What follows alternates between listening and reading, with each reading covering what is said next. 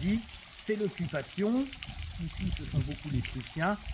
Il faut payer les troupes d'occupation et également dans des indemnités de guerre, ce qui va provoquer aussi des famines et une forte épidémie de choléra. Je vous invite à parcourir les cimetières, vous verrez de nombreuses tombes qui datent de 1871, 70, 73, etc. Mais pour ce sommeil, l'événement le plus important, c'est un petit peu après.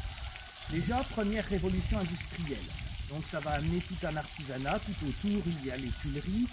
Nous savons aussi qu'il y a de faïenceries, des moulins coquins, beaucoup de scieries, on travaille le bois et on travaille aussi la métallurgie avec les premiers petits hauts fourneaux qui apparaissent dans le secteur de la vallée de Lassau. La vallée de Laché n'est pas en reste non plus, avec comme tous ces moulins et autres et fromageries. L'événement majeur, c'est 1914. Juillet 1914 éclate la Première Guerre mondiale, la Grande Guerre. Alors je ne vais pas vous refaire toute l'histoire, ça serait bien trop long, mais il faut s'imaginer que les Allemands ont un plan simple, traverser la Belgique neutre, déborder les troupes françaises par l'ouest de Paris et l'est, les enfermer dans une nasse, et la guerre est finie pour la fin des moissons. Ça ne va pas se passer comme ça, car c'est la bataille de la Marne. Alors que la situation est désespérée, Joffre et de nombreux généraux vont tout faire pour la sauver.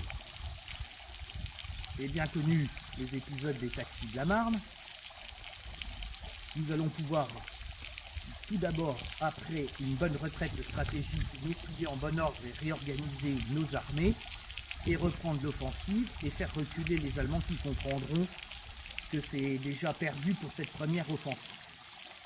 Alors on va me dire que vient faire la Meuse ici. Eh bien c'est tout simple, pour les Allemands, au cours de septembre, ils sont à l'offensive et ils veulent accroître leurs bénéfices. Ils ont bien compris que Saint-Dizier, Vitry sont des bases arrières et permettent le ravitaillement vers Bar-le-Duc et le front de Verdun, car ils se rendent déjà compte que Verdun va être un enjeu capital. Il y a les importantes gares de triage de Revigny, les petites gares secondaires et tout ce réseau de voies ferrées qui est un important nœud de communication et un enjeu stratégique militaire de la plus haute importance. Alors ce réseau a été fait pour le désenclavement et la prospérité, l'accroissement économique, mais aussi, n'oublions pas, après la défaite, on avait prévu une revanche et on savait que les Allemands, ayant annexé une partie de la Lorraine, allaient en profiter, donc il fallait des systèmes de ravitaillement plus rapides.